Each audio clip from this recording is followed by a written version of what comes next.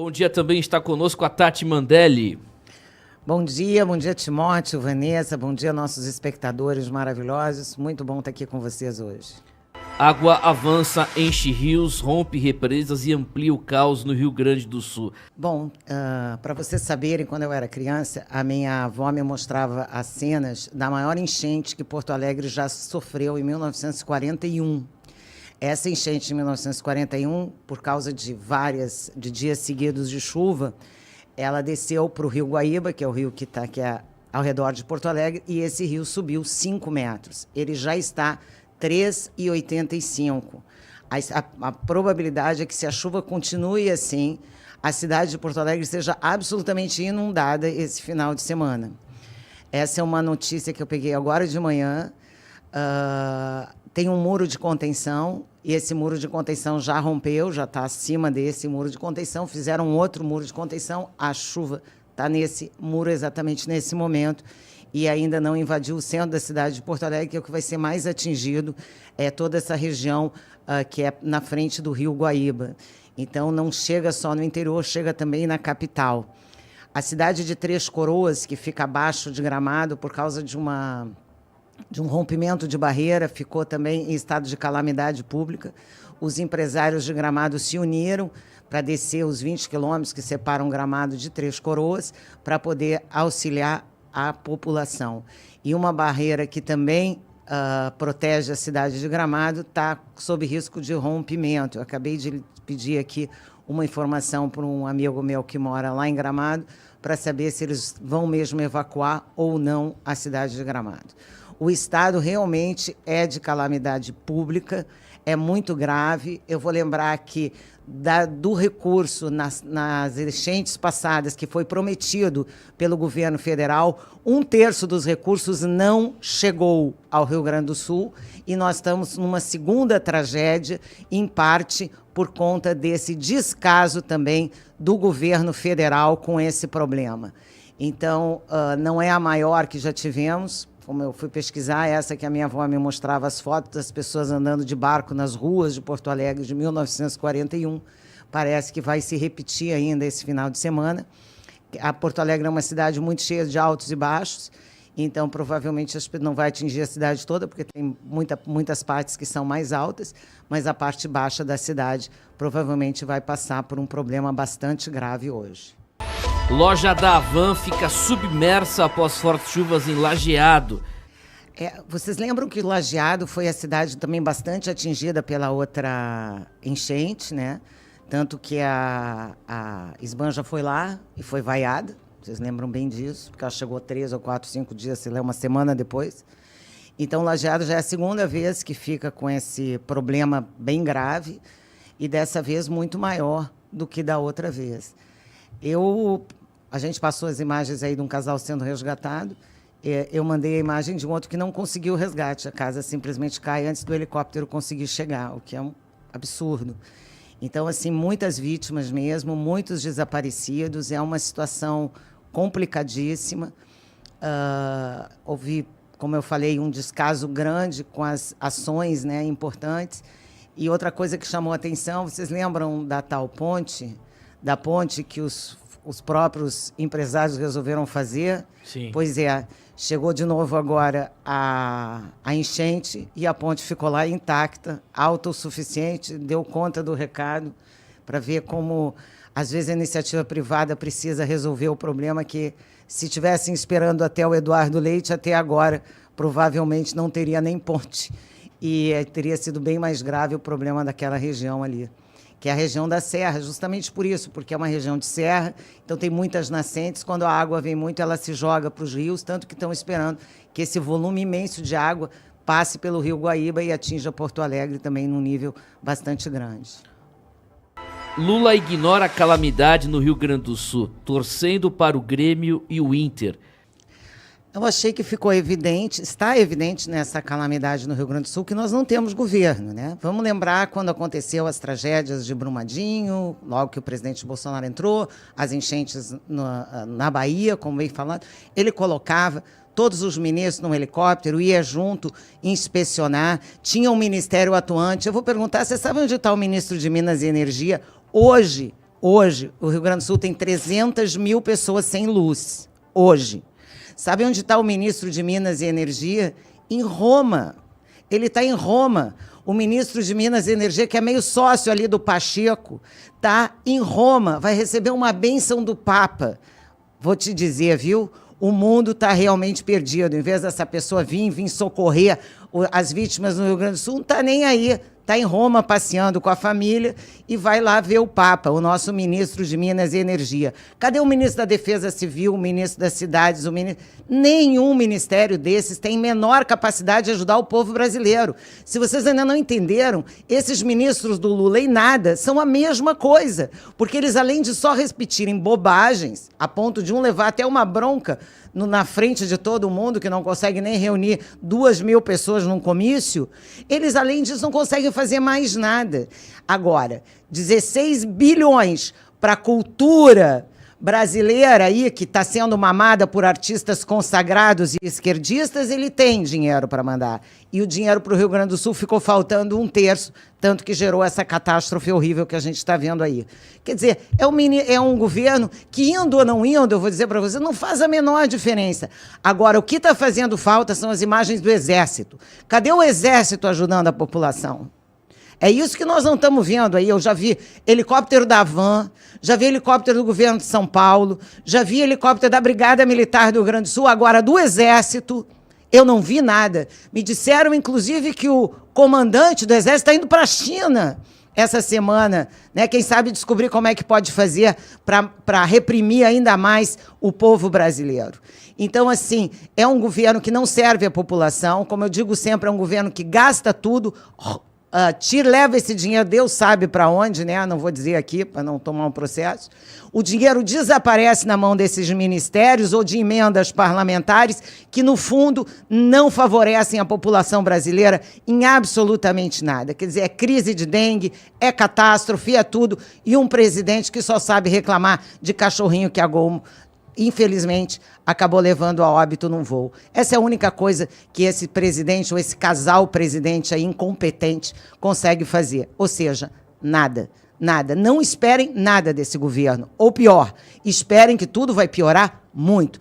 Com essa enchente, os preços dos alimentos vão subir muito, porque o Rio Grande do Sul é um dos maiores produtores. Vocês viram aí cabeças de gado, quer dizer, gado boiando e várias outras coisas. Quer dizer, vamos ainda piorar muito a nossa condição aqui no Brasil. Os milhares de desabrigados, desalojados, o que o Lula diz? Olha aí, ouça. Até para falar de futebol nem incompetente. Assessoria, né? O Tade, sabe o que é surpreendente nisso? Nem a assessoria coíbe algo assim. Parece que é tão absurdo. Aqui não tem governo, Vanessa, presta atenção.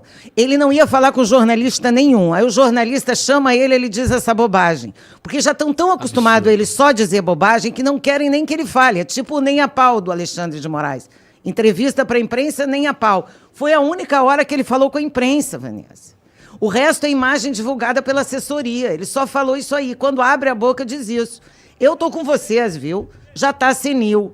Agora, até quanto o establishment vai deixar um senil, eu não sei. No caso dos Estados Unidos, deixaram o mandato inteiro. Então, eu não sei quanto tempo vão deixar essa pessoa desgraçar o Brasil. Muito tempo, acredito eu. E você que votou nele, não tem ilusão. A sua vida vai piorar. Eu quero falar primeiro... que todos esses ataques eles têm só um objetivo: impedir que outros pais denunciem outros absurdos dentro das escolas. Então, são ataques coordenados por militantes esquerdistas progressistas que veem nesse tipo de literatura uma literatura positiva para as nossas crianças. Aqueles pais do Colégio Antônio Vieira que acham isso bom, mantenham seus filhos lá. Os que não estão atentos, que fiquem atentos, porque o que está acontecendo lá no Colégio Antônio Vieira está longe de ser uma educação católica cristã conservadora. Longe, mas muito longe.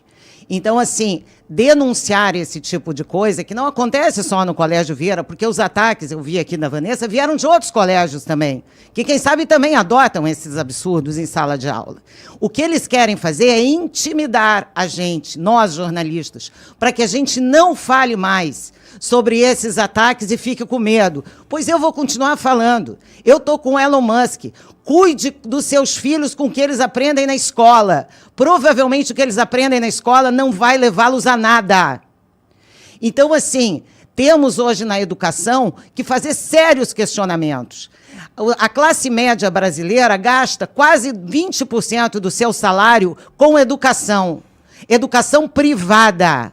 Educação que somos obrigados a pagar, porque educação pública é ainda pior. E olha o que você está recebendo em troca. Militantes, textos que não fazem o menor sentido, descarceramento em massa, como é que é? Para tentar compor um erro lá da abolição da escravatura. Vá tomar banho. O infeliz que roubou sua carteira hoje nunca foi escravo. Ele roubou sua carteira hoje porque ele é mau caráter. Como todo bandido devia estar na cadeia. Então, esse passa pano para bandido, passa pano para racista, faz não sei o quê, passa pano para isso e passa pano para aquilo, ninguém aguenta mais. E aí podem acusar a gente do que quiser, porque a imprensa ficou ridícula. Eu li semana passada um artigo que só pode ser piada. Eu vou até ler para vocês, porque só pode ser piada. G1, portal de notícias da Globo. Obesidade, coisa que nós todos aqui, de uma forma ou de outra, lutamos contra, pode estar relacionada à discriminação racial. Aponta estudo. Ora, bolas, quer dizer, agora eu fui discriminado, comi mais açúcar ou mais gordura, fiquei mais gordo ou mais magro? Pelo amor de Deus, nem tudo no mundo é racismo, não. Às vezes são críticas às ideias equivocadas, não às pessoas. Esse tipo de vender essas ideias equivocadas que vêm lá, patrocinadas, sim, por um milionário chamado Jorge Soros, que manda dinheiro para essas instituições de ensino aí. Isso, sim, é milionário interferindo na nossa educação, no nosso estudo, nessas ONGs aí, todas conectadas aí com essa cultura woke que o cara tão bem falou, que só vai ensinar seu filho a falar todos. Então, se você faz parte dos pais que estão contra isso, defenda a Vanessa para defender o seu direito de reclamar. Porque se você for reclamar na escola, eles vão te dar um cala-boca e ainda vão fazer você passar vergonha. Idem o seu filho. Então, se você quer ter algum poder sobre a escola, primeiro participe. E depois não baixe a cabeça para essas ideologias nefastas que estão inundando as escolas no Brasil inteiro, graças a nosso querido Jorge Soros, que promoveu todos esses estudos desde a década de 50. Tribunal de Contas da União aprova sigilo para viagens de autoridades em jatinhos da FAB. Eu acho que tudo que envolve as mordomias dessas autoridades, dessas tais instituições que mantêm a democracia, isso tudo é um absurdo, são um monte de tecnocratas cheios de direitos e privilégios e se achando milionários em jatinhos pagos por nós. Esses mesmos aviões fazendo falta agora lá no Rio Grande do Sul para levar mantimentos, talvez, estão sendo usados nesse momento para transportar políticos de um lado para o outro. Desde ministros até autoridades menores do parlamento. A gente sabe do trânsito desses jatinhos da FAB, é um absurdo. Uma coisa que o governo anterior tentou acabar, que já era um hábito anterior, mas como eles queriam mesmo, era voltar à cena do crime e voltar ao seu avião praticamente particular. O Bolsonaro acabou sendo um entrave para esses que vivem aí da mordomia com o seu dinheiro, com o meu dinheiro, com o dinheiro do povo brasileiro. Então, a gente está vendo aí a escalada de sigilos, né? Não podemos saber quem ocupou 56 apartamentos junto com o ex-condenado, descondenado lá em Londres. Não sabemos quem foi a tal comitiva, 56 pessoas mantidas em sigilo, passeando em Londres no hotel mais caro, quando ele esteve em Londres com a esbanja, para a coroação do rei. 56 em sigilo. Agora, todos os aviões, os jatinhos da FAB também em sigilo, para não saber quem vai de um lado para o outro passar o fim de semana em casa com o nosso dinheiro. E como não era de se esperar uma coisa diferente, precisamos agora acabar com as redes sociais, porque não queremos que ninguém comente esses sigilos, porque já estamos colocando em sigilo e não queremos sequer críticas. Então, eles não querem críticas, sigilo para tudo. no contraponto do que disse na campanha, né, o mentiroso mor da nação, que na época dele transparência seria tudo, não ia colocar nada em sigilo, já colocou tudo em sigilo, inclusive a agenda da Esbanja, como se alguém que tivesse qualquer tipo de interesse na agenda dela. Enfim, ou se a agenda dela é tão estranha que tem que ser mantida em sigilo, sei lá. De qualquer maneira, é um absurdo. É o governo da falta de transparência, é o governo da falta de vergonha na cara, é o governo da falta de ações efetivas pela população, é o governo do escárnio com dinheiro público, é o governo que voltou. O Brasil que voltou é aquele que a gente já conhecia na época do PT. O Brasil da corrupção, da falta de transparência, das mordomias, dos grandes salários, é isso aí mesmo. O Brasil voltou. Organizações criticam prisão de jornalista e reforçam questão da falta de liberdade de expressão em Cuba. É porque eles, no fundo, esses jornalistas que não dão a matéria concordam com o fim da liberdade de expressão. Fala aí para mim que é mentira. Não é, né? Você, no fundo, acha bom, sem anistia para os presos do 8 de janeiro. Ontem, mais um absurdo. Um rapaz com uma doença raríssima foi condenado a 14 anos pelos atos do 8 de janeiro, os atos golpistas, né, imaginário popular de jornalistas loucos. Agora, um jornalista de verdade, preso por defender a liberdade em uma ilha onde não tem mais comida. Vocês sabiam que em Cuba já não tem mais comida, vocês já estão ligados nesse assunto.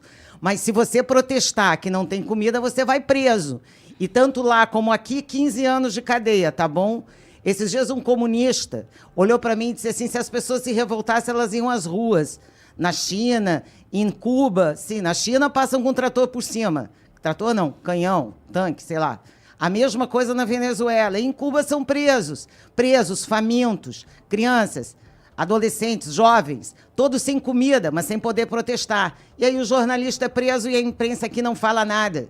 Diz que a pobre da cubana lá, que vai denunciando isso, é mentirosa. Vocês são hipócritas. Todos os jornalistas que não publicam isso são hipócritas. Deviam ter vergonha do registro que tem. Deviam entregar isso, porque não estão em compromisso da verdade, estão em compromisso da ideologia, mesmo que a ideologia signifique matar pessoas de fome. Isso não faz muita diferença para os jornalistas hoje em dia, infelizmente. A dentadura da mulher do Maduro escapa durante o discurso.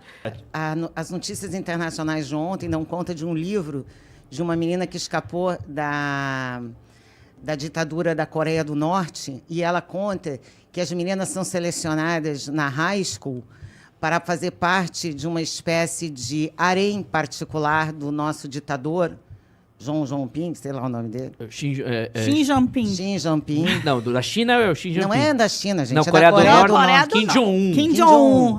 Tudo igual. Mas esse Kim Jong-un, eles selecionam as meninas, tipo Ilha de Epstein, só que lá elas são obrigadas, e aí elas vão para esse lugar, só podem virgens, só meninas, e aí elas são exploradas sexualmente, fazem parte de um harém privado que esse cara mantém lá. E esse livro foi lançado nos Estados Unidos, quem denunciou foi o Mário Newall ontem. Esse livro foi lançado nos Estados Unidos, onde uma vítima dessas faz relatos absurdos, né? Então, a gente vê que essas ditaduras também, de uma certa forma, estão sempre ligadas a essa questão da exploração sexual. Não digo que seja o caso do Maduro, eu acho que ele, né, tem a sua própria esposa aí, apesar, né? Enfim. Mas são assuntos, né, que vêm à tona aí nesses lugares, né? Então, para a gente entender o que significa exatamente uma ditadura desse nível, você imagina, você que é pai, a tua filha está no 2º ano da high school, passa um militar, acha ela bonitinha e leva ela embora. E that's it, não vai reclamar. E ainda fica feliz porque assim você tem certeza que ela não vai passar fome. É mais ou menos isso que acontece em lugares onde a ditadura é tão forte, né? E esses lugares, esses mesmos lugares ainda se dizem democracias, né? República Democrata da Coreia do Norte.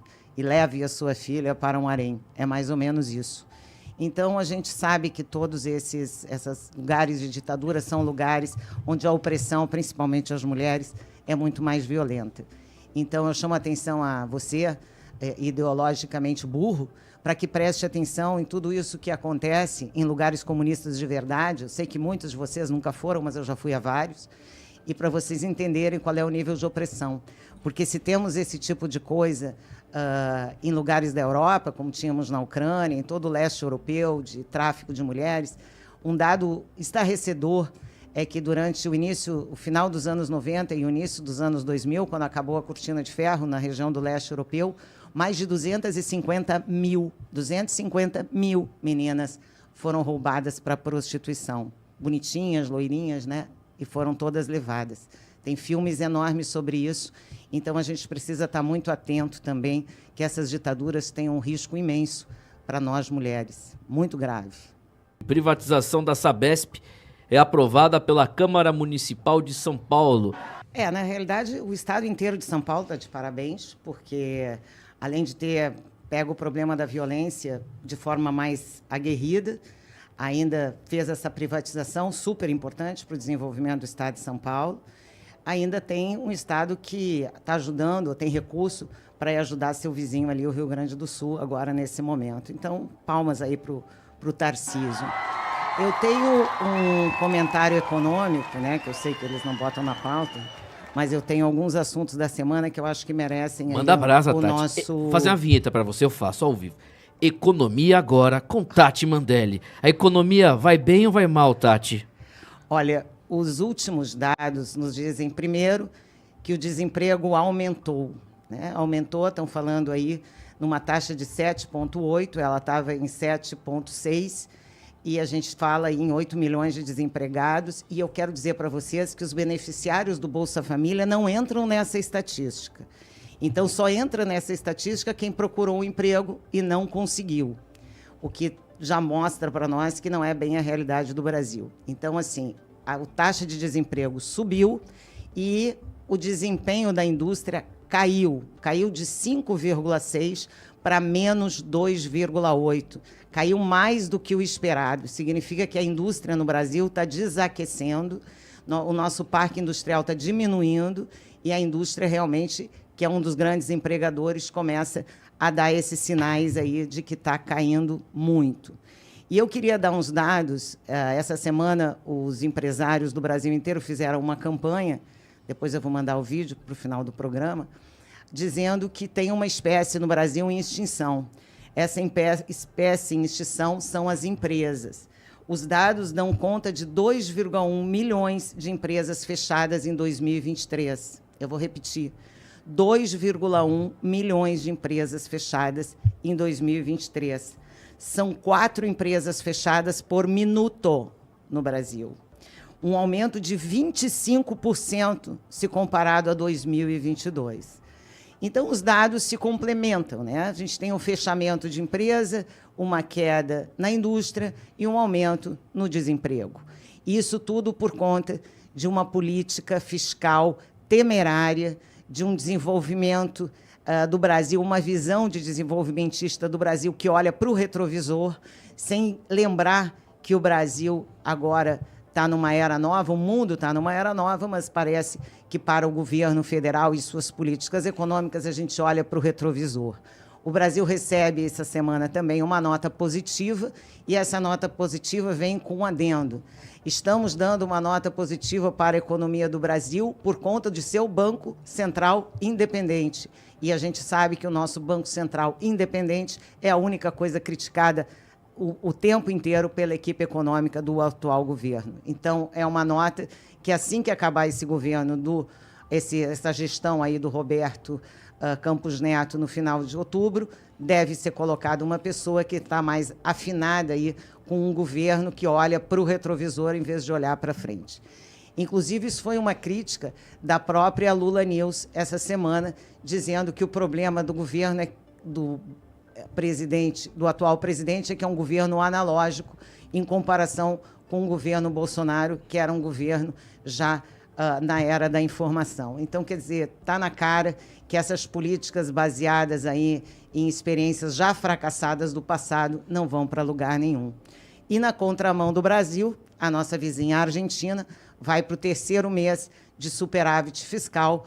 A inflação caiu bastante, caiu de 60 e tantos por cento para 50%, ainda é muito alta, mas a queda é bastante grande.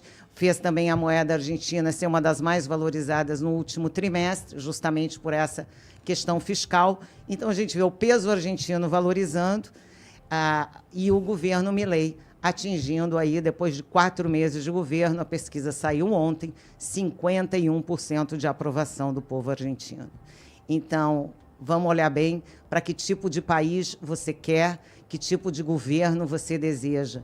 Porque eu vi muita gente criticar o Bolsonaro porque falava palavrão. Mas ele falava palavrão, mas tinha um craque chamado Paulo Guedes, jogando ali no seu time. Craque esse que vai lançar um filme em Nova York, um filme sobre a prosperidade, chama O Caminho da Prosperidade. É um documentário sobre o Paulo Guedes e as suas ideias e como elas revolucionaram o Brasil e ainda vão revolucionar o mundo. Então, para a gente que, infelizmente, está sendo obrigada agora a olhar para o retrovisor, já tivemos um craque aí na linha de frente. Espero que, com o passar do tempo, com seu voto aí, que eu tenho certeza que quem votou nesse governo fez um voto equivocado, reveja essas suas funções agora, mesmo agora, na eleição municipal. Como eu falei, se for de esquerda, não vote, porque você não pode fazer isso, você está jogando com a prosperidade dos seus filhos. Essa era a minha dica econômica de hoje. Eu espero que a gente consiga trazer esse documentário para Salvador, porque ele vai ser lançado em Nova York no dia 19.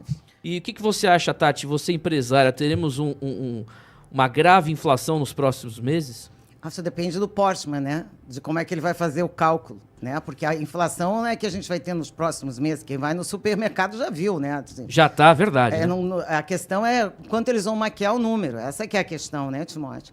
Mas não vão conseguir maquiar muito, porque, na verdade, como vocês veem, o Banco Central não tem baixado mais o juro, que essa é a briga entre o governo, que querem um juro mais baixo, porque já que eles gastam mais do que arrecadam, eles são obrigados a se endividar, então eles pagam um juro mais alto para se endividar. Então, eles querem pagar um juro mais baixo, que seria irreal. E aí, quando eles vão fazer o quê? Querem imprimir moeda, coisa que o Banco Central não permite, nesse atual momento, para segurar a inflação. Então, a gente viu o modelo argentino.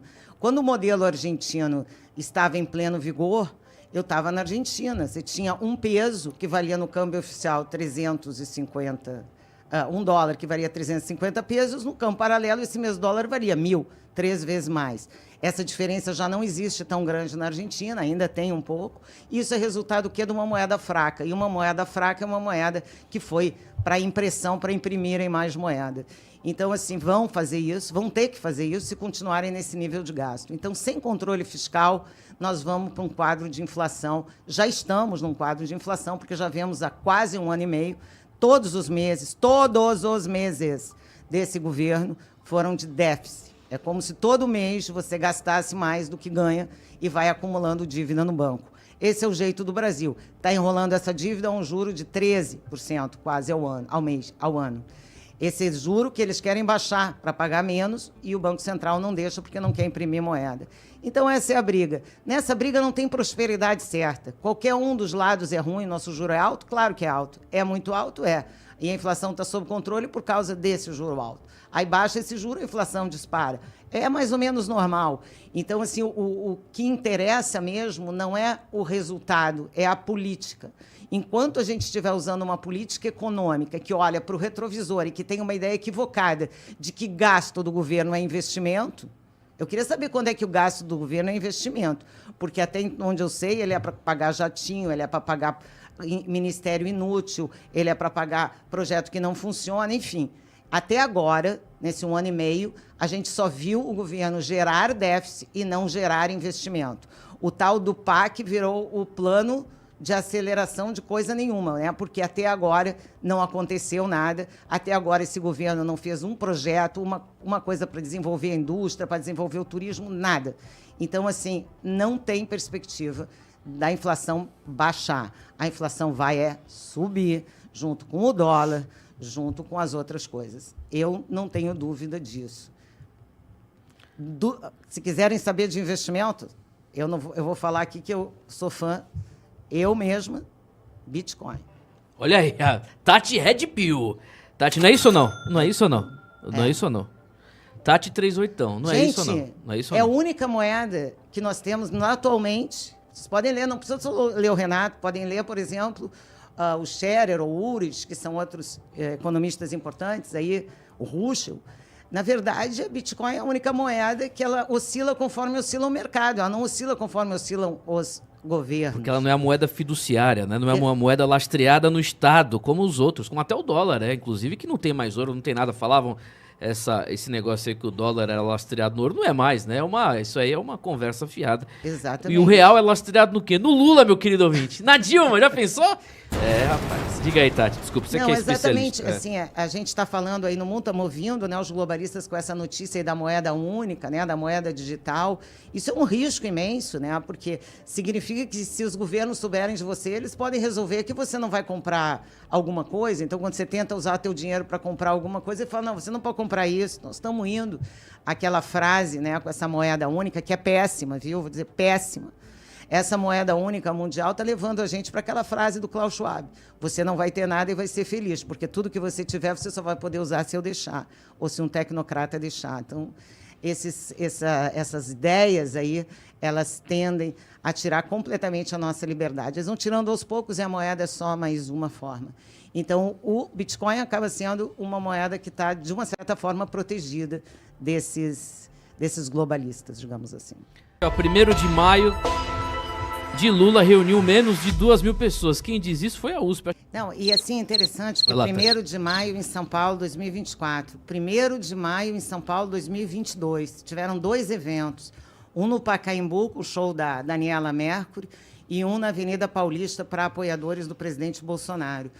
Eu estava no da Avenida Paulista, que estava lotada, vocês podem puxar esse dado aí, 1º de maio de 2022. E o Lula, naquela época, em campanha, fez uma manifestação, né, uma festa dessas de 1º de maio, chamou Trio Elétrico, a Daniela Mercury, foi outro fracasso. Quer dizer, eu não sei nem por que eles insistem em fazer isso.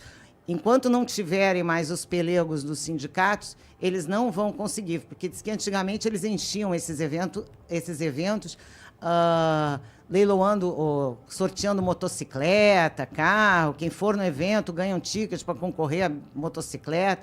Como agora não tem mais dinheiro, nem isso eles têm. E eu ainda vi manifestantes ali reclamando da falta de lanche, da falta de água, da falta de suporte.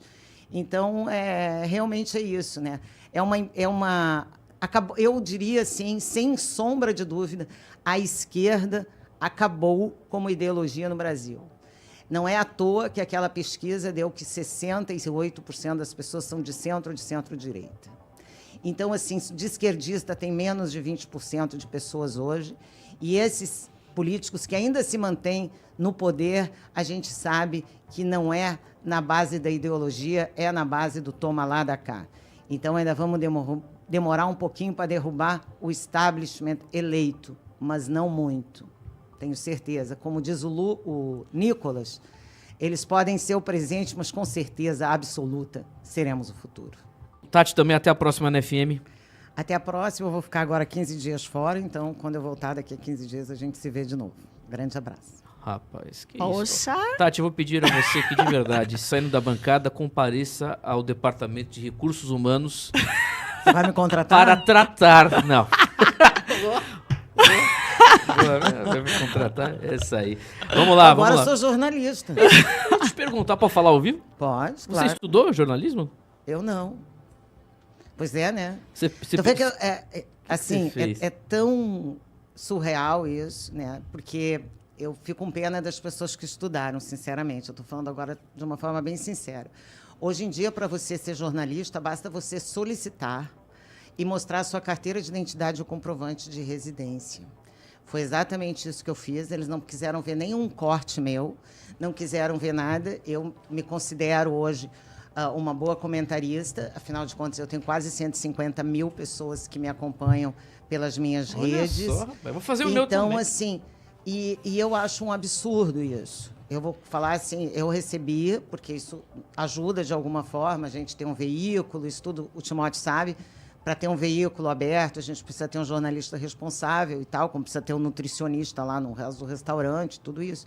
Mas essa profissão de jornalista, além de ter acabado de fato, né, de fato, quando eu digo é que não temos mais bons jornalistas no Brasil, contamos aí poucos, né, talvez menos de 100 jornalistas verdadeiros que vão atrás da notícia e tal, apesar do jornalista ter virado uma militância, uma repetição né, de agências de notícias, né, repito, manchetes iguais e tudo isso a gente está observando, ainda é uma profissão que caiu realmente. Diz que essa lei é do Lula, que é anterior a esse governo, eu nem sabia, e você vê agora qualquer um pode ter o registro, eu tenho o meu registro de jornalista também, né? Muitas pessoas dizem, essa moça é jornalista, eu falei, pô, eu não sou jornalista, aí fui atrás, e aí sim, agora o que me assustou mais foi a questão de não precisar provar nada, quer dizer, então qualquer um, teoricamente, pode entrar no site e fazer o seu registro, mostrando a sua carteira de identidade e o comprovante de residência. São os únicos documentos que me pediram. Realmente, um absurdo. Vou tirar o meu diploma de jornalista.